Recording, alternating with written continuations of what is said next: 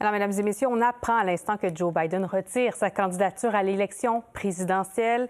Hugo, c'est un communiqué qui vient tout juste d'être publié, notamment sur différents réseaux sociaux.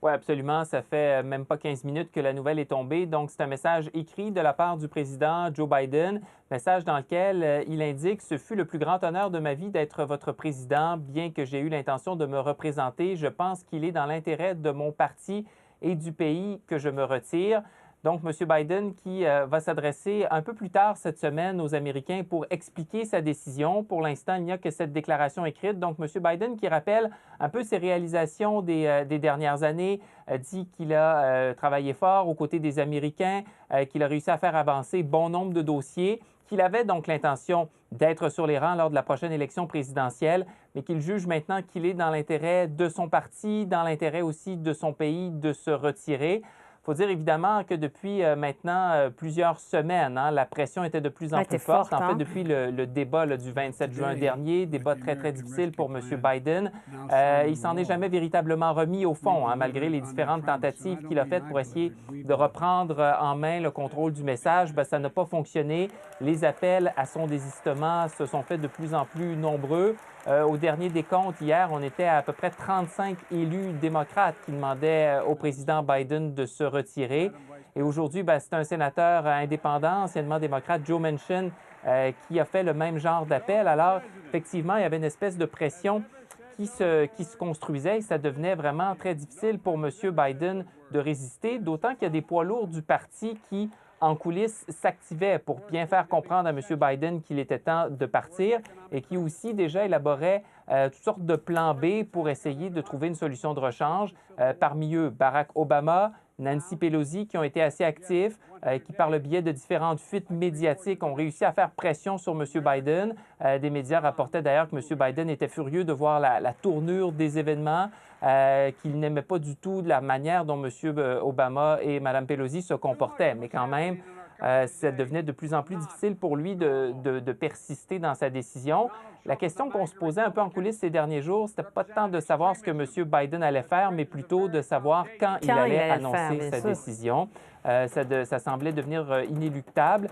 Il y a cette visite de Benjamin Netanyahou qui est prévue cette semaine à Washington. Plusieurs s'attendaient à ce que M. Biden attende peut-être un peu avant d'annoncer sa décision pour pouvoir accueillir M. Netanyahou. En même temps, il y a un autre enjeu qui est celui de lui trouver un successeur à M. Biden. Et ça, ça fait en sorte que la fenêtre durant laquelle il pouvait annoncer son départ était quand même assez réduite, parce que le parti va devoir évidemment se réorganiser en vue de la convention qui est prévue au mois d'août, à la mi-août, à Chicago.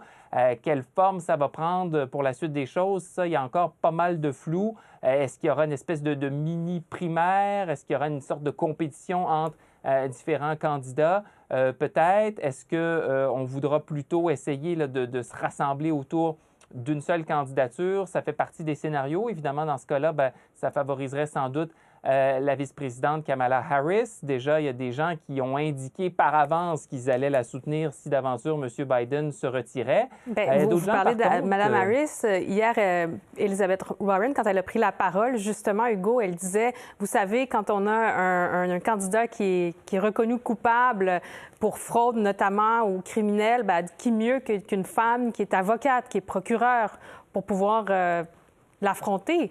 C'est ce qu'ont dit plusieurs représentants démocrates qui forçaient un peu la main de Joe Biden à quitter. Absolument. Mme Warren, donc sénatrice, qui elle-même déjà voulait être candidate à la présidence en 2020, qui déjà par avance appuyait Mme Harris, effectivement. Il y a d'autres voix aussi qui se sont fait entendre pour aller dans ce sens-là en disant que ça entraînerait probablement moins de divisions, ça permettrait de faire les choses un peu plus rondement. En même temps, il y en a d'autres qui pensent que même si ça devait être Mme Harris qui ultimement serait désignée, que ce serait quand même souhaitable d'organiser une espèce de course, parce que c'est un peu l'avantage de l'organisation de primaires aux États-Unis. Ça permet de mettre à l'épreuve les candidats, de voir ce qu'ils sont capables de faire dans un débat, par exemple, de quelle manière ils sont capables de s'y prendre pour défendre leurs idées. Et Nancy Pelosi, entre autres, par médias interposés, avait laissé savoir qu'elle voyait plutôt d'un bon œil l'organisation d'une telle course, que ça pourrait être bénéfique, là, peu importe qui ultimement serait choisi. Mais là, il s'agit de voir concrètement comment ça peut s'organiser tout ça, parce qu'effectivement, il n'y a pas beaucoup de temps avant la Convention démocrate. Ça serait difficile d'imaginer qu'on puisse, État après État, là, voter, se prononcer sur une candidature, organiser des débats. Alors, il va falloir que ça se fasse beaucoup plus rapidement que ça. Un des autres scénarios qui circulait, c'était d'avoir une convention vraiment ouverte avec des délégués, là, ceux qui ont déjà été choisis, qui se prononcent sur les différents candidats qui vont leur être soumis sans avoir nécessairement de directive de la part de leurs commettants. Alors ça fait partie évidemment des scénarios, mais là, vraiment, on est en terrain inconnu parce qu'on n'a pas vu une situation comme celle-là ces dernières décennies, peut-être il y a longtemps dans l'histoire, mais en tout cas certainement pas ces dernières années. Donc, beaucoup d'inconnus, beaucoup d'incertitudes pour l'instant. En tout cas, ce que l'on sait, c'est que M. Biden ne sera pas candidat et il dit dans son message vouloir se concentrer justement sur un certain nombre de dossiers qui lui tiennent à cœur d'ici la fin de son mandat parce qu'il va bel et bien terminer son mandat. Il ne quitte pas ses fonctions dès maintenant. Il va être là jusqu'à la nomination d'un nouveau président au début de l'année prochaine. Donc, ça lui donne à peu près 5 mois pour se concentrer sur un certain nombre de dossiers. Il n'y a pas On peut penser à la guerre en Ukraine, notamment. Oui, on sait que M. Biden a un intérêt particulier pour les affaires étrangères. Alors, est-ce qu'il pourrait essayer de faire progresser un certain nombre de dossiers, s'impliquer plus activement peut-être pour essayer de trouver une solution ou une voie de passage dans le conflit au Proche-Orient, par exemple? Évidemment, ça fait partie de différents scénarios. M. Biden, dans tous les cas, qui ne donne pas beaucoup d'explications dans ce court message qui a été publié au cours des dernières minutes. On comprend que c'est un peu à contre-cœur qu'il prend cette décision-là, mais visiblement, il se rend à l'évidence, voit l'état de la situation, voit qu'il n'y a pas vraiment de voie de passage pour lui et nous écrit ce message que vous voyez. C'était le plus grand honneur donc de sa vie d'être votre président, qu'il avait l'intention de se représenter, mais qu'il voit bien que c'est dans l'intérêt de son parti et de son pays de se retirer. On ne sait pas exactement quand ni comment il va s'adresser donc plus longuement aux Américains. Ça devrait venir au cours des tout prochains jours. M. Biden, qui est toujours en isolement, atteint de la COVID. Ses médecins disaient qu'il reprenait du mieux ces derniers temps. Jusqu'à ces dernières heures, son équipe disait qu'il allait reprendre le chemin de la campagne électorale à partir de la semaine prochaine. Et là, visiblement, pendant ce temps-là, en coulisses, il a dû consulter les membres de sa famille, les membres de son entourage et faire le constat que ça devenait à peu près impossible pour lui d'espérer pouvoir se relever de cette épreuve-là. Il faut aussi dire qu'il y avait beaucoup de pression, non seulement de la part d'élus, on en parlait tout à l'heure, ils étaient une bonne trentaine à demander son départ. Il y a aussi des donateurs du Parti démocrate qui insistaient lourdement pour qu'il s'en aille, qui avaient suspendu leur contribution financière ou qui menaçaient de le faire. Ça avait commencé il y a quelques semaines avec l'héritière de l'Empire Disney, entre autres, qui avait dit qu'elle ne contribuerait plus à la caisse électorale démocrate tant que M. Biden allait demeurer en poste. Alors, ça s'inscrit dans ce contexte-là et il y a eu aussi des sorties de vedettes, entre autres George Clooney, qui a signé un texte assez dur à l'égard de M. Biden. Donc, M. Biden perdait ses appuis peu à peu au sein même de son parti, parmi ses alliés. Il perdait des appuis de gens qui sont ses amis. Les gens précisaient « c'est mon ami, mais je ne peux plus continuer de soutenir un président qui n'a plus la force, finalement, d'être président pour un autre 4 ans ».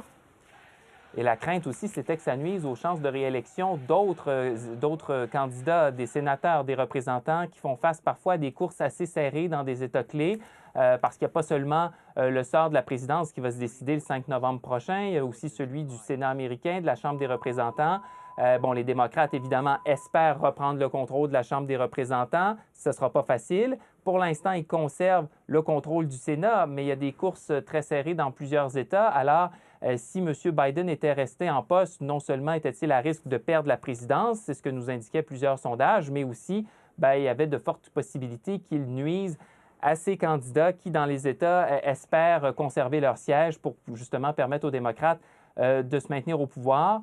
M. Biden, évidemment, ce sont ces ennuis de santé, là, visiblement, qui ont été la goutte de trop, celle qui a fait déborder le vase. Mais ça faisait quand même quelque temps qu'il y avait de la frustration qui s'exprimait à son endroit, des doutes sur son âge. Et là, avec le débat qui a eu lieu à la fin du mois de juin, c'est venu, si on veut, confirmer là, ces doutes que plusieurs entretenaient en privé. On s'est mis dans les médias à en parler de façon très ouverte, de façon très soutenue. Il y a une couverture médiatique ici aux États-Unis très, très forte justement sur ce sujet-là. M. Biden n'a pas très bien paru. Et ensuite, il y a eu toutes ces tentatives pour reprendre la main, mais ça a été assez mitigé comme effet. Cette entrevue qu'il avait accordée à ABC, cette grande conférence de presse lors du sommet de l'OTAN, il a commis toutes sortes de lapsus. De petits lapsus, oui.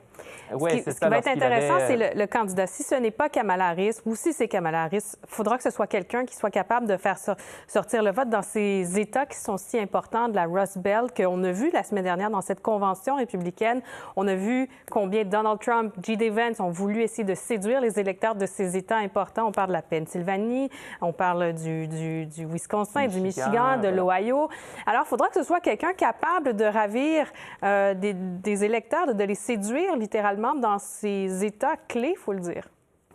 Oui, parce qu'au fond, l'élection va se décider dans quoi, une dizaine, une quinzaine d'États américains tout au plus, là, ceux qui ont soit changé de camp lors de l'élection de 2020 ou encore les États où le résultat a été particulièrement serré. Et on voit bien que la campagne de Donald Trump se concentre spécifiquement sur ces États-là. Évidemment, c'est la chose à faire dans les circonstances pour quelqu'un qui veut l'emporter. La convention républicaine a eu lieu la semaine dernière donc à Milwaukee, c'est pas un hasard.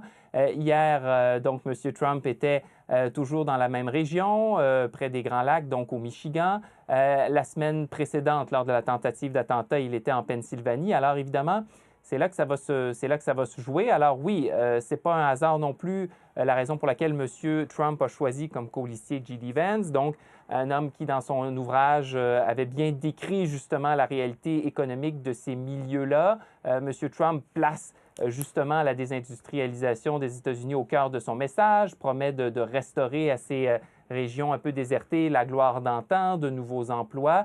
Alors, le défi est le même dans le camp démocrate, au fond. Et d'ailleurs, par avance, on a vu que le Parti républicain avait commencé à s'en prendre justement à des candidats qui pourraient potentiellement succéder à Joe Biden, donc Kamala Harris, qui vient de la Californie. On tente de l'associer justement à des politiques de gauche qui sont plus ou moins, sont pas vraiment en phase avec les besoins réels de l'Amérique profonde en disant, elle incarne justement la côte ouest, la ville de San Francisco, des politiques, des priorités qui sont loin de celles des Américains de ces États dont vous parliez, où justement la vie n'est pas facile. Et donc, on voyait déjà, si on veut, le Parti républicain faire le lit de ces nouvelles attaques qui allaient s'en venir, pressentait-on, quand M. Biden allait annoncer qu'il ne serait pas candidat, ce qu'il a fait cet après-midi. Alors, ça ouvre la porte à une foule de questions sur la politique internationale, sur les liens avec l'Ukraine, avec Israël, la visite de Netanyahou cette semaine, qui succédera aussi, comment cette course se déroulera. Bien, merci beaucoup d'avoir réagi aussi rapidement, Hugo. On va se reparler. Je vous laisse aller voir les différentes réactions parce que je vois les différents médias. Il y a toutes sortes de choses qui se disent. On va prendre le temps de se pencher là-dessus un peu et on se reparle très bientôt. Merci, Hugo. À plus tard.